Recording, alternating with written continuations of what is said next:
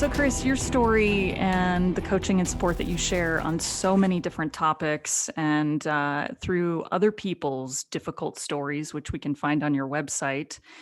Um, when I was going through, I was super inspired. And I do this, Ron and I do this kind of sort of for a living as well. But your website and some of the people that you've interviewed on your podcast, super inspiring. So I want to thank you for putting that out there to the world. But you got here, I imagine, because you also started with a really difficult story of your own. And I'm not going to give it away, but back in 2015, you were, as you say, in the prime of your life. At 30 years old, you were recently married and you had just launched a new business. And then things kind of took a turn in a direction that I imagine you probably didn't see coming. So before we get into all the really cool topics that we want to talk about with you today and your background on that, I wanted to know if you would be comfortable to share that story of what happened a few years ago. Yeah, absolutely. And actually, if you don't mind, let me go back a few years even prior to that. Um, so when I was in high school, I was a competitive swimmer. I was an All-American swimmer, a state champion, had a lot of success with it. When I was 16, 17 years old, I blew up both my shoulders. And so my swimming career basically was over kind of like in an instant. Did a ton of rehab, but ultimately couldn't get back in the pool. And then that was just like an experience that I think set me down a different path, right? Ended up transferring colleges, ended up really focusing on my studies, and then went on, got a job that I was super excited about, was working really hard, and then had a really serious back injury. And so couldn't do the job anymore, rehab for several months, and ultimately had to leave that job. So got healthy, went back to business school, and climbed my way back and got an even more prestigious job, and then had the same injury occur again, and was sort of on my back, laid up for months at a time, and then sort of kept clawing my way back, reinventing myself. And then, as you mentioned, got to a place where I just started my own company. I was recently married. I'd gotten my first client. Things were finally looking really good. And then found out that I had cancer. And not only did I have cancer, but I had cancer that had spread from my groin to my abdomen to my lungs, and was relatively late stage cancer. And so I was 30 years old at this point. Um, Not something that I had expected, obviously. I don't think anyone expects to get sick, especially when you're a young age and you're healthy and things are going well. And so for me, that was, a crazy experience, going through it and going through surgeries and chemo and all the things that you do just to try to fight for your life and try to get your life back, I guess. Um, and so it's interesting, getting sick, and we can talk more about this, was a horrible experience and was also one of the three best experiences of my life. And I say that because as much as it was difficult and as much as I'm just lucky to be here having this conversation with you, and I think we probably all know people who aren't that lucky, right? And so I'm fortunate to be able to be here and say this, but it really forced me to get clear about my values and about what I wanted out of life and how I was spending my time. And so from that perspective, I think I was fortunate that I'd had all those prior experiences that taught me something about resilience, and they taught me something about how to get back up when a door closed or when you fell down. And so I was lucky that I'd been prepared, but then I was also lucky to have a big enough experience that I made it through that really shook me enough to say, okay, I'm going to start doing some things differently in my life. And I think that's kind of what brings us to this moment now. Was there these stories are so powerful, and we've had another guest on here that talked about something similar. Was there a moment of maybe, why is this happening to me? It's like, life's landing, shots on you, and you're staggered, and then this happens, and you say, why is this visiting? Was that ever part of your mindset, or was it just flip a switch, and this is what I have to deal with, and I'm gonna make the best of it? So there's definitely those moments. I think anytime, from my experiences from talking to other people, anytime you go through something that big, you're going to experience all the emotions, right? Including anger, frustration, doubt, all of that stuff. So I think that I certainly had those moments.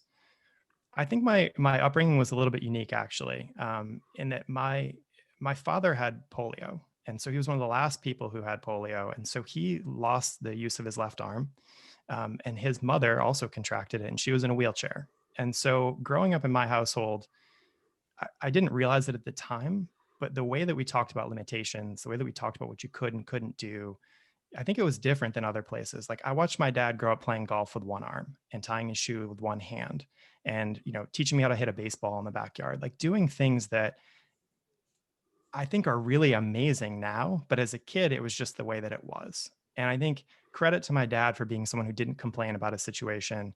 He and his sister were the first in their family to go to college. He was a really successful lawyer, like a lot of things that just came from hard work and finding a way. Right.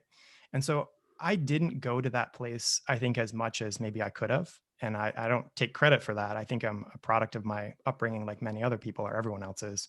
Um, but I think for me, there was less of the why me, less of being angry about it. And I think it was more, one, let's go to work, right? Like this is our job. My job is to survive. And my wife and I were, I think, an amazing team. And she was fantastic throughout the whole thing. And it was, okay, what's next, right? And I think credit to the medical system that when something like that happens, this is when our medical system works really well, right? When you're in an acute situation like that and you're off to the races and sort of one thing leads to the next, leads to the next.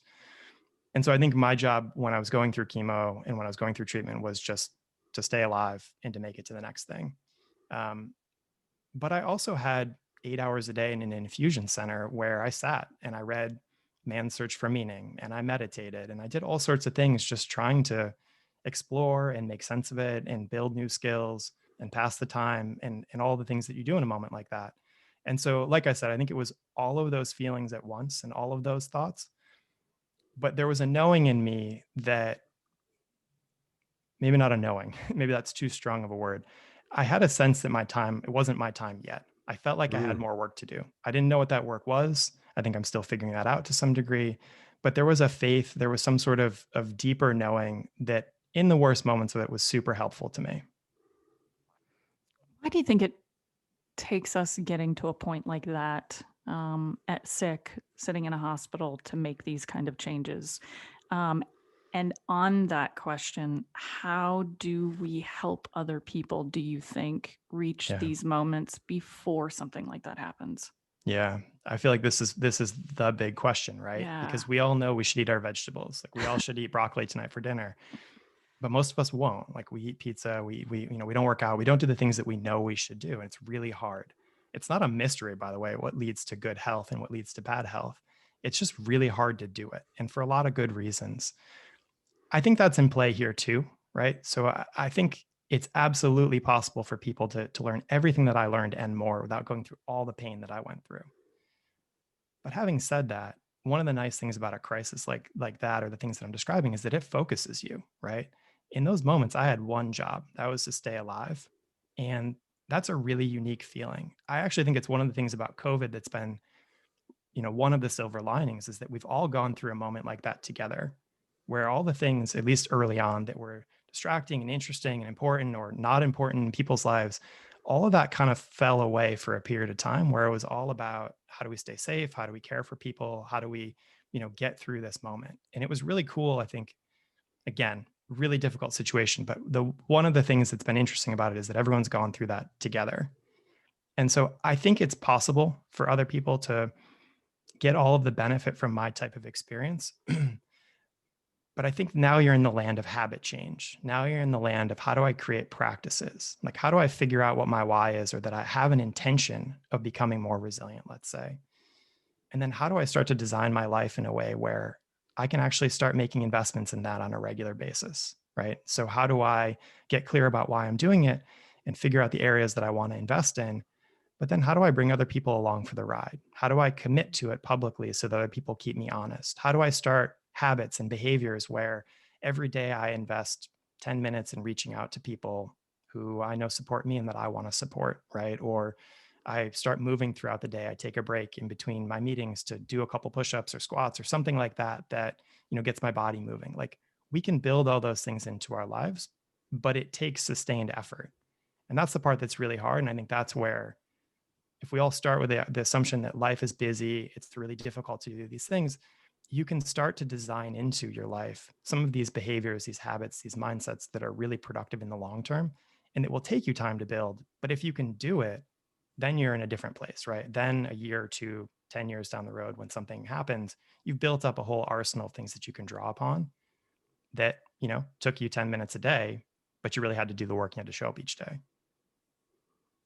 This is not to take anything away from your story, but I remember I wrote a blog post after I did my Ironman, and I remember as I was running in the Ironman, and it's a long day. It was 14 and a half hour day, and I wrote in the blog post that it strips away all the bullshit. It just strips you down to this really everything in life is very simple. It's just putting one foot in front of the next. All the other stuff just melted away. And I can hear that in your story when all your job was is to stay alive.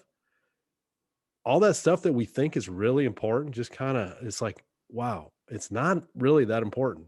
Yeah. And I think COVID is, as you say, kind of paralleling that. I think some people are seeing that those lessons. Unfortunately, I think some people are going to go right back to the way they were. But I think this is such a wonderful environment for us to say, okay, let me do inventory of my life and what's really important. This leads me to this, Chris. I think you talked about this in maybe one of your blog posts, and we've talked about this topic of post-traumatic growth on Hmm. this podcast before, and that's what you experience. What is for the listeners that maybe haven't heard our other podcasts or don't know this term? What is post-traumatic growth, and how have you? I mean, how did you harness that? I think you were touching on that already, but maybe elaborate on that a little bit. Yeah. So post-traumatic growth is a concept. I think Tedeschi and Calhoun were two of the big researchers that initially, I think, popularized or created the concept of it. And the idea is that I think somewhat surprisingly, when people go through adversity, a really large number of them, and people disagree about what's the percentage, but think somewhere between, a third and two-thirds of people actually say that after that adversity, whether it's having breast cancer, a terrorist attack, whatever it is that they've actually looked at in the data, that they actually feel greater well-being afterward on any number of dimensions, stronger relationships, deeper faith, you name it. And this is a pretty amazing finding because you would expect that when people go through these really difficult experiences, that they would be broken, right? That they would be frustrated, they'd be angry, they'd be all these things that are totally normal feelings. And certainly people do go through them and have post-traumatic stress disorder, and any number of other outcomes. There's a spectrum, right, of outcomes that are totally normal when you deal with trauma. And I think you can move through those different reactions or outcomes over time. But post-traumatic growth, I think, is exciting because it suggests that for the vast majority of us, when we go through something like this, we'll be okay. We can get to the other side and be the same or even perhaps better than we were before. What's become really interesting for me is not thinking just about post-traumatic growth, but about thinking about the extreme outliers. And I'm not sure that I'd count myself as one of them. Take me out of this for a moment. But when I think about the people that I interview on my show and the research that I do, what's most interesting to me are the people who are extreme outliers. They've gone through tremendous adversity, and then they've used that to transform their life for the better. So not to say they're 10% happier or 5%, more spiritual, but people whose lives look totally different or they're just completely different when you talk to them. And again, it's not to lionize those people. It's not to say that they're better than anyone else. Like, this is an experience where these things are deeply humbling. And I'm lucky just to have gotten through them and to be having this conversation, right? But I think that there's a lot we can learn from the people who are the outliers, from the people who've gone through it and they figured it out, or something clicked for them, or they did something different than the rest of us would do. Like, to me, that's where a lot of the insights come from. And so I think about that. I don't know if post-traumatic transformation is actually a technical term, but that's how I think about it. And that's kind of the aspect of this that's most interesting to me in terms of what do we take from it? How do we do better? And how do we prepare for these unexpected type events? I don't know if you would consider it one of the, or maybe the biggest opportunity out of what you went through, and I'm going to give you a chance to coach me personally for a minute. But you mentioned in some of your writings that going through what you did really helped you kick the habit of perfectionism Yeah. and the need and sense for control, which is definitely one of my biggest flaws. And so how did that kind of transpire, and what relationship do you have with those two habits today versus before? Yeah, that's a great question. Um, I was a huge perfectionist. So I think it's part of it is my nature. Part of it's how I grew up. And then, people say you are your first job. Well, my first job was as a management consultant. And as an analyst, charging clients lots of money, there's an expectation that everything is perfect. And what's great about those environments is people point out every single thing that's wrong. And that's really difficult from a morale standpoint. I think it has long-term lasting impacts on people that aren't positive, but it sure makes you good in a hurry, right? It helps you learn really fast when people point out every single thing that you do wrong. And so I think those jobs attract people like me who are insecure overachievers, for lack of a better term. And so I was a huge, huge perfectionist. And I was also living my life in a way where if something really difficult came up and there was more work, like you just throw more hours at it. Like if you need to work 80 hours, 90 hours a week, you just work the hours and you turn in something that's perfect every single time. When I got sick, there's no such thing as perfect, right? Like I went into it with that mindset. And then you realize really quickly, this is messy. I have no control over it, or I have very little control over it. And I'm pushed to my limits mentally and physically so much that if I'm doing a good job most days, that's best case scenario. And so what I would try to do is basically not have too many bad days, or when I had a bad moment, snap out of it reasonably quickly, and then get back to sort of my baseline. And what was really helpful was going through this with my wife, who similarly had similar jobs. We met in business school. We had very similar personalities in that regard. And to be able to realize together that perfect was not only not possible, but as a concept, it was incredibly damaging. Like when we thought about our marriage, when we thought about me getting better, like it was so messy for a million different reasons that wasn't possible. And so we were sort of forced to break that habit. And I think we're much better for it. But I don't think that you need to go through what I went through to get there. Like when I think about now being a parent, so we have a daughter who's going on 3 years old. And so having a 2-year-old during COVID has been, I think like many people with young Boy. kids, a challenging situation. And again, if you wanted to be a perfect parent, whatever that is, it's not possible, but it's certainly not possible in this context. And so if I'm being a good parent most days, or when I screw up, if it's not so bad, or if we can recover from it, then that's success. Right. And that's a really different way of thinking about it. It's not how we talk about it, but I think it's the reality. And so whether it's being a parent, whether it's having a job right now that's really difficult, whether it's taking care of someone, any number of things, I think a lot of us are realizing that perfect is just not attainable. And I think that's great. I think there's areas in our life where we do want to strive. We do want it to be perfect, or we do want it to be really, really good. But there's a lot of other areas in our life where good enough is just good enough. And, that frees up time to work on other things. It sounds like I'm reading between the lines here, but it sounds like you felt maybe a burden lifted, or a lowering of stress. I mean, I would say that we'll make this a trio. I always like to say, if I was in an AA meeting, I would say, my name is Ron Duran and I am a perfectionist. I'm recovering. And so I was that same person. I felt like I had a lot. There was so much stress to try to always be that perfect, whatever it was. Do you feel? Do you kind of feel that same way, that it was like, oh, I got the monkey off my back now. I don't have to try to be this perfect, I don't know, Yeah. person. Yeah, I do. I mean, there's still times when it creeps back up, right? Like if I'm writing Sure. something, I'm putting it out in the world, recording an episode, like I want it to be good. It matters to me, and I will put in the time for it to be as good as I can make it. But there's an awful lot of other things where it's just not worth it. Someone said something to me that was extremely helpful. They said, think about this thing that you're stressing about and ask yourself, will I care about this in 6 months? And I think that's so powerful, because the answer is almost always no, right? There's a few things where it's true, but for the most part, it's no. And that's a really simple test in a moment of, is this worth staying up late, stressing about, lashing out at someone, whatever it is? I like that. I like the 6 months. All right. Thank you for the coaching. I super appreciate it, Chris. You mentioned recording an episode, so I want to just jump there really quick. Sure. You do have a podcast of your own, which you started, I think, last year. And it's called 100 Inspiring Voices. Can you tell us a little bit about it? And I'm curious if you have a favorite. Ooh, that's tough. Yeah, that is tough. It's like, who's your favorite kid? Yeah, exactly. Yeah, so it was a concept that I was thinking about, honestly, for about a year. And so I think there were some good reasons why it took me some time to get off the ground, and there were some bad reasons why it took me some time to actually do it.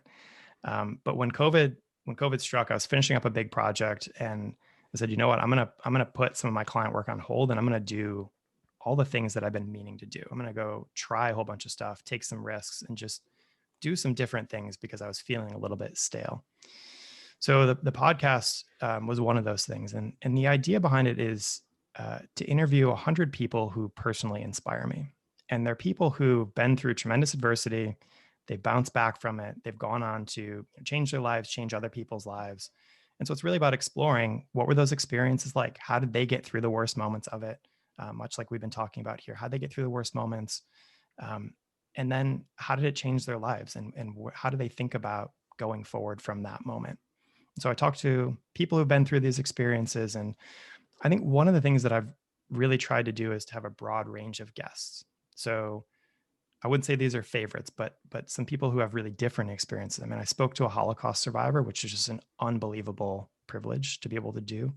I've spoken with a number of cancer survivors, veterans who lost limbs fighting overseas, people who are abuse survivors, bullied, you name it, right? And what's amazing about it is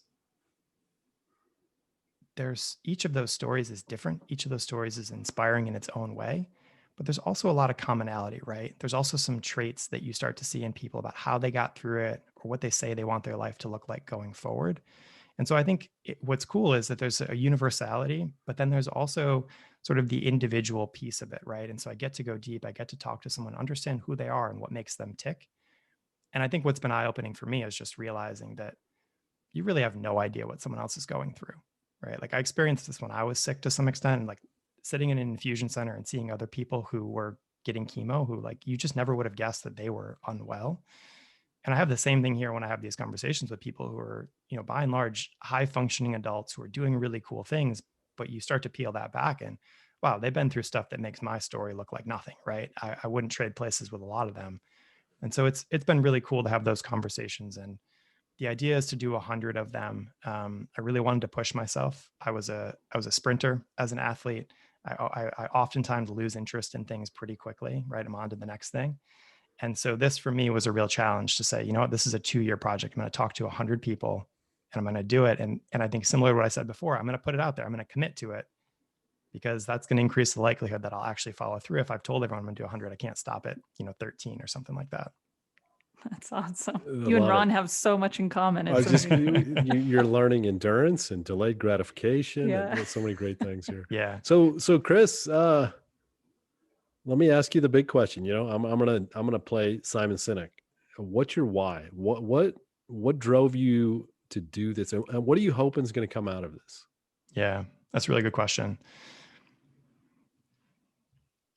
I think what's been interesting about it is when I was a consultant, I worked with some really big companies. I worked with elected officials. I worked with some big foundations. I worked with a lot of quote unquote important people and groups. I also worked on a lot of things that showed up in the newspaper that were seemingly impactful. They were on the CEO's top 3 list of things to do. But what I'm finding in my work now is that the satisfaction and the thrill that I get from someone texting me and saying, hey, I just wrote my failure resume and here's what I learned.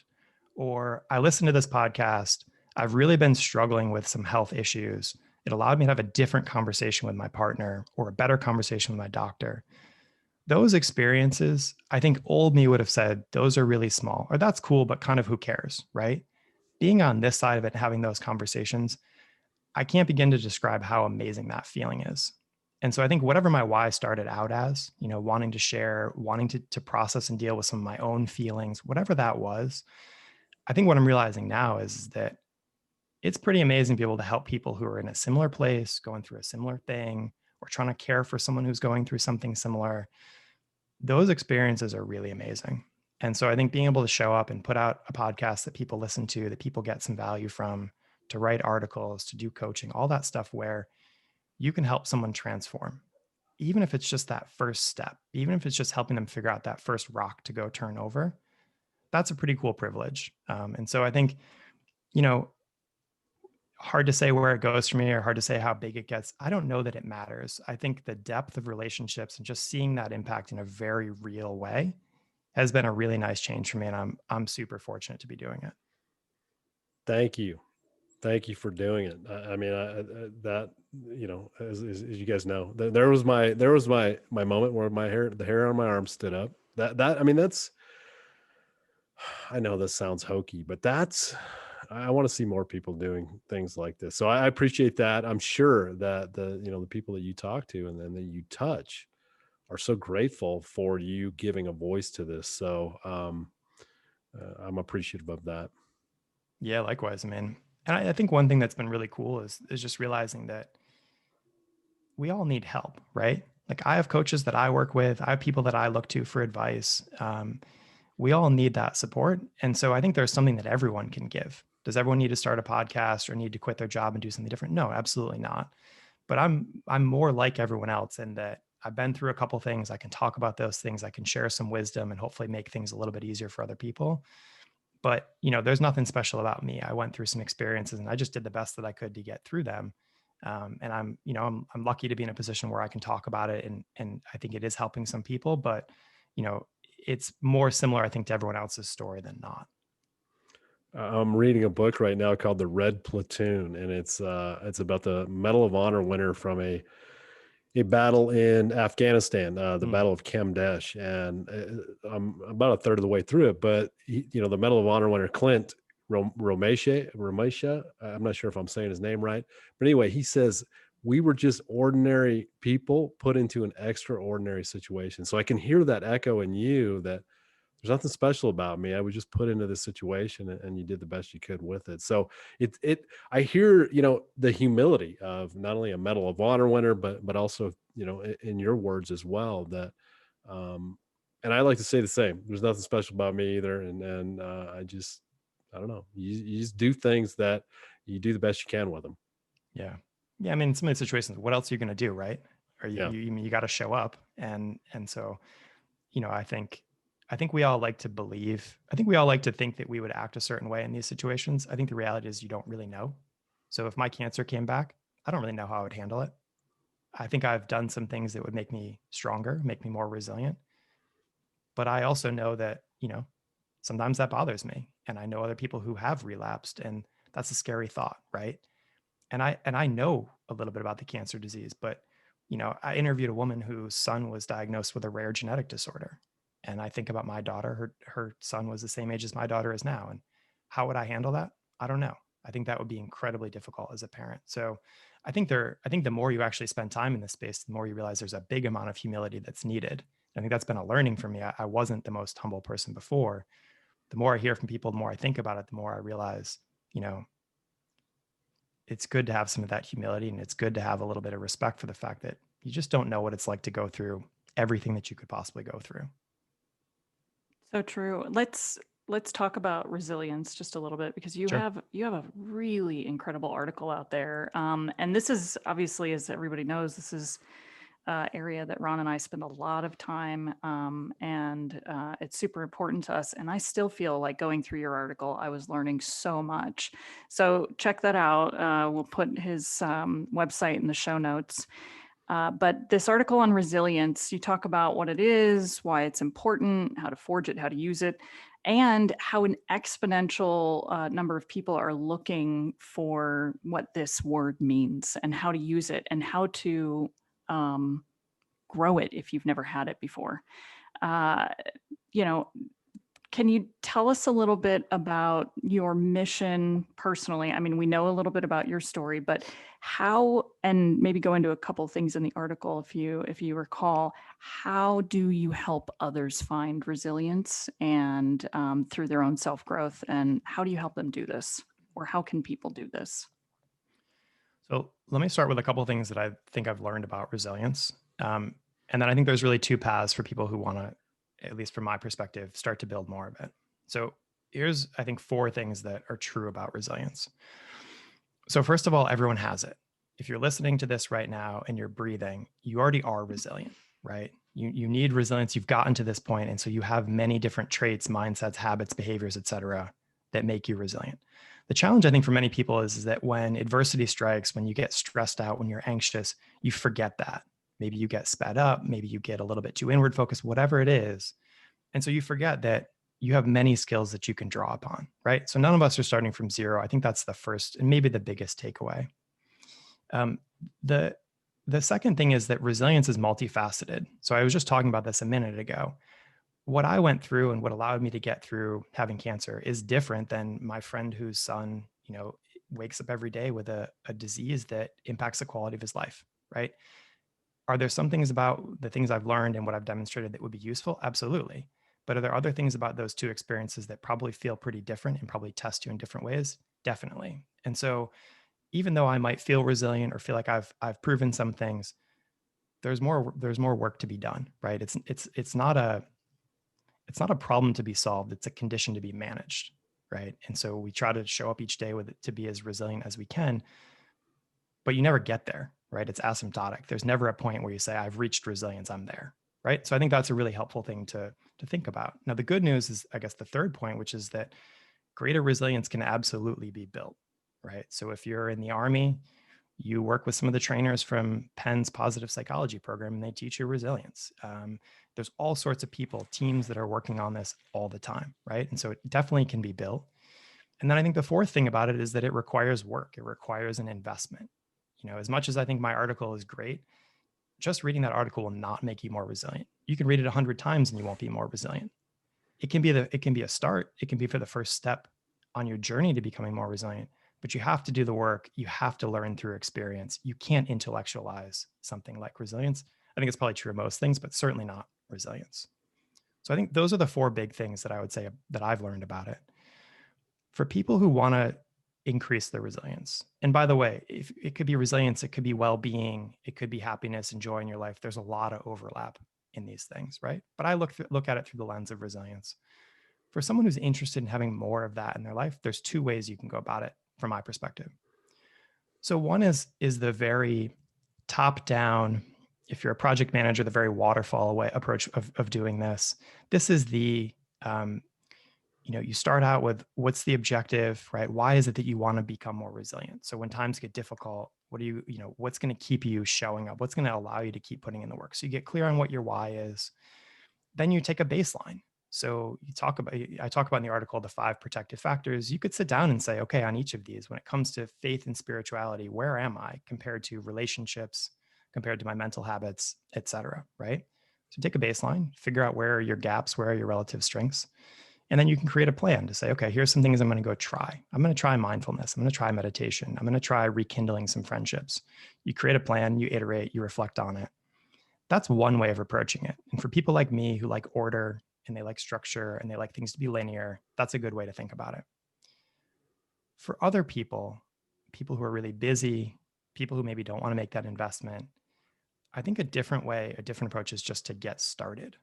And so I created something called the Resilience Workbook. And the idea of it was, if you had 5 to 10 minutes a day and you could show up every single day for 2 to 4 weeks, what are practices that you could start doing that would move you toward more resilience? Would they make you uber resilient, whatever that is? No, they won't. But could it be a first step for you? Absolutely.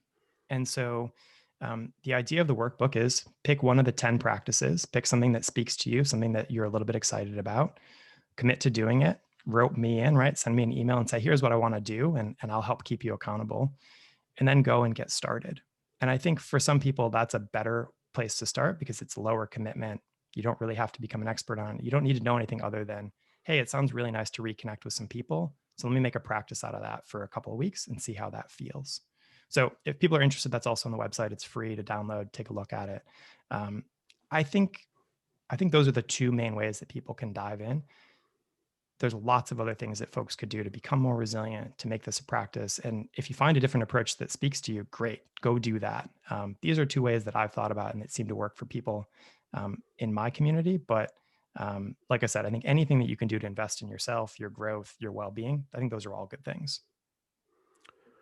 Well, I appreciate the fact that you say some of we're born with this, right? It's in our genes. I always like to say it's in our DNA to survive and to be resilient and to be actually strong. I mean, a lot of people are thrown into this pandemic, and for the most part, not across Yeah. the board, but for the most part, people are doing okay.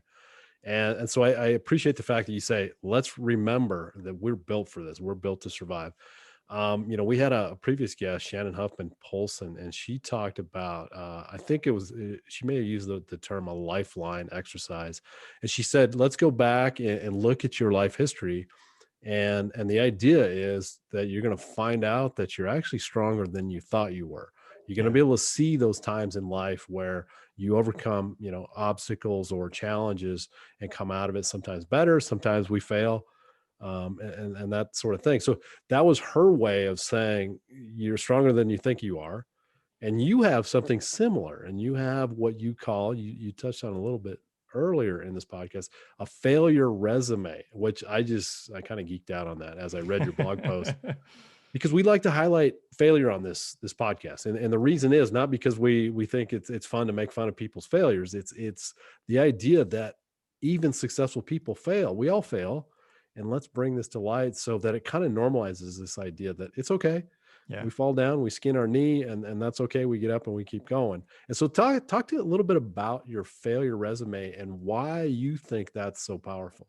Yeah. Well, I started thinking about it, I think, years ago because I was working with organizations. And what I realized was, we'd be on a team, we'd do a project, some things would go well, some things wouldn't go well. But instead of sitting around at the end and spending a day or two and talking about what did we learn, everyone would just scatter and be on to the next thing. No one ever wanted to do it, even though there was clearly so much value that would come from sitting and reflecting on what did we do wrong, right? No one ever wanted to do that. And then when I think about my personal life, I had all these experiences. And in the moment, like when I would compare myself to my peers, I was falling behind or I wasn't advancing in the same way, right? Because I was having to leave jobs for health reasons, doors were closing, all sorts of stuff was happening. And so I felt like, wow, I'm failing a lot. I wasn't really ready to label it that, but it seemed to be such a big part of my professional life. And so um, I think where it started to click was when in the last couple of years, really started thinking about this again. I realized when I think about my successes, it takes me naturally back to my failures. And when I think about my failures, it kind of leads naturally into my successes. And there's some sort of a connection between these two things here where I can't really separate them. And in fact, it probably doesn't make sense for me to be hiding my failures when they're a huge part of my successes, right? And so there's this weird paradox between these two things where I said, okay, maybe I should lean into this. Maybe I should start mining this and go deeper and see what else am I missing by not spending some time thinking about this. What else is it um, that I could be learning or that I could be knowing, right? Or that just defines who I am and would make me more comfortable with how I show up in the world. And so I think the idea behind the exercise is to just sit down and start writing out the things that you feel like you failed at. And it could be something that's big, it could be something that's small. It could be a setback, could be a challenge. Maybe it was your fault, maybe it wasn't your fault. It doesn't really matter. I think the idea is to talk about the things that didn't go the way you expected them to go, which as it turns out is a lot of things, right? And for me, I found that it was really liberating. It was cathartic, it was empowering. And I was also learning and realizing, wow, I don't fully understand how the world works. Like we talk about success and we take all this ownership for success. And we talk about success as being linear and we talk about it as being sort of our own doing.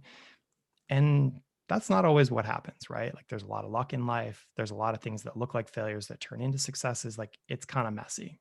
And so I think just being able to own that was actually really wonderful. The other thing about it, incidentally, that was really fascinating was, I put some things out there in my failure resume that I think took a little bit of courage to say that. And, they were things that most people wouldn't say about what other people have said about them or whatever. And that was actually pretty cool for me to do that. And I think part of the reason that was cool is because it was sort of like the idea of burning the ships, right? It was like, I want to go down this path. I want to keep doing this work. The less employable I am, right? The more things I do to sabotage my chances of getting a quote unquote real job again, like the more I have to keep going. And that's actually a really interesting psychological trick, I think, that you can play on yourself. And so it's been really cool. And I think that the feedback from people is amazing. And I've been humbled by how many people have sat down and written their own resume and said, hey, if it wasn't for this experience where I got fired or I screwed up at work or whatever, like I wouldn't have been able to take the risk to go do something else. And I think that's been pretty cool to see that, I'm not the only one. And in fact, I think most of us have some sort of story like that, or many of those stories that, we've probably been hiding, but I think might do us some good to go back and sit with it and see if after a little bit of time, it feels a little different than it did before. What do you think, Tara? Should we put all of our failures out there on the internet? First, Ron, I'm just first. cringing. There's some courage and vulnerability There's a to, lot of courage behind yeah, that. yeah. We want to hide those things. We don't want anybody to know that we failed over and over again, right? Yeah. No, it's good. Ron and I talk a lot to speak with students, especially, but entrepreneurs as well. And a big topic in the last 6 months has been imposter syndrome. It comes up even when we're doing workshops or lectures that have nothing to do with that topic. It somehow sneaks its way in there, and people are becoming really, especially sitting at home alone all the time. I think it's really forefront on a lot of people's minds, and they're trying to bring normalcy to that concept. And I think what you've done and what you're talking about, this exercise in general for other people to do, following in your footsteps, really helps combat that. So thanks for being vulnerable and throwing it out there. Yeah. Before we might ask you what one of these failures are, so get Sure. one in your brain. But before that, I want to find out, I know you're writing a lot, you're speaking with a lot of great people on your podcast. What's next, and what else are you doing, and how can people kind of get a little bit more in touch with you or work with you specifically? Yeah, I appreciate you asking. So, for people who want to learn more, the best place to start is my website. So it's chrisbordoni.com, and last name is Bordoni. And if you guys are a link to that, that's perfect. There's a lot on there. There's the podcast. There's a Resilience 101 library, and I think just one thing that's really interesting, and we haven't talked about this as much, is that I really think that how you learn is unique to you, right? I mentioned two different ways that you can start on your resilience journey, but some people want to read books, some people want to watch videos. And so I've started trying to have a wide range of content so people can engage with resilience as a topic in whatever format makes the most sense for them. So I think the website is a great place to get started. And that workbook that I mentioned is also on there, which I think is, I think for some people has been a really fantastic place to get started. In terms of how I spend my time, I'm also teaching. So I teach an American university in their business school. And I teach an entry-level strategy class and then their capstone strategy class there as well. I have a coaching practice. So I work with a handful of folks who are interested in transforming their lives.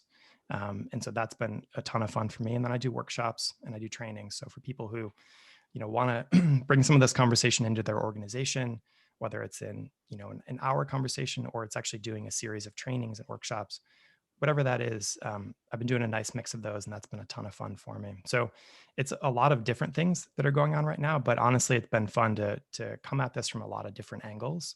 And, like we talked about before, just find different ways that you can help people. I would say you're part of our tribe. You might be. These are, yeah, you're our people. We talked offline about this idea. It's a big tent, right? And we're all kind of, I don't know, we're passionate about these topics, and so I hope you continue to do that good work. Um, we're going to change it up a little bit this week. For our regular listeners, we usually go with our signature last question of some advice around mental toughness, resilience, and grit. And we wanted to try something new with Chris, and we prepped him for this at the beginning and said, "Hey, you up for this?" And of course, Chris said, "Of course, I'm up for this." And so we want to ask you, Chris, what would be especially considering you just did a failure resume, what would you say is your greatest failure, and maybe what you learned from that failure? Yeah. Well, I'll tell you what the most painful one was to write down. And I think this might be surprising to some people, but I had a job and I was doing really well in that job, I thought. And I was in a pretty senior position and I was, very motivated, looking to get promoted. And so I sat down with the CEO and I said to him, what will it take for me to get promoted to the most senior level in the organization under him? And he sort of looked at me and said, "You'll get promoted when you have better judgment." I was Wow. like, and I was really blown away. I thought I had great judgment. I was doing work that my clients were super happy with. My team was really happy with the work that I was doing. I felt really good about it. Like, that was not what I expected to hear.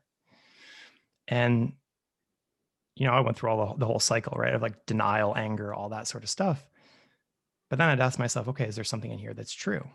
And I think what was actually most useful in terms of what did I learn, what did I take, how did it change my life? What was really cool about that was, um, whether he was right or not doesn't really matter. But what it opened my eyes to is there's certain contexts in which we can have a big impact. And there's other contexts in which maybe you can't have the impact that you want for whatever sort of reason. And so when I thought about how do I help people? How do I do work that's more impactful? How do I have fun with what it is that I'm doing? I realized I might need to change the scenery. And not only do I need to change the scenery, but I'm someone who actually would probably do a lot better out of my own. And so that was the last job I had before I started my own company. And so I started my own consultancy 5.5 years ago. Do a lot of work with nonprofits and foundations. That work has shifted obviously now as I spend a lot more time thinking explicitly about resilience and reinvention and growth. But that conversation was really helpful for me to realize, okay, maybe I've outgrown this situation, right? I have a lot of confidence in my ability. I know that I can help people, but maybe this isn't the right place for me to be doing it, right? Maybe I need to have more control. And so the things that I'm good at can shine, and I can optimize my situation to be doing more of those things. So in a sense, he did me a huge favor because he gave me a kick in the butt, right, to get to leave. And as it turned out too, my wife took a different job, and so we ended up moving. And so, I was leaving that job anyways, but that's still really painful, right? It's still really painful to think about that. It felt almost like a little bit of a betrayal at the time. Um, and it was by far the hardest one to put out publicly, because it's one thing to say like I'm difficult to work with, or it's another thing to say like I've been sick and I have a health history or whatever. But when you're a professional and you're used to serving people and what people are paying you for is your judgment, to have someone say, you need to improve your judgment, you need more seat time to really have the good judgment you need, that's a pretty damning thing to hear, right? And so I don't know. I'm proud of myself for putting that out there. I thought about it a little bit and decided, nope, this is part of me. This is part of my story, and it's part of my journey. So I wanted to put it out there. But it's also one of those things that maybe makes me less and less employable too, right? So we'll see how that all plays out. I love that. Thanks for the we're out with the podcast. We kind of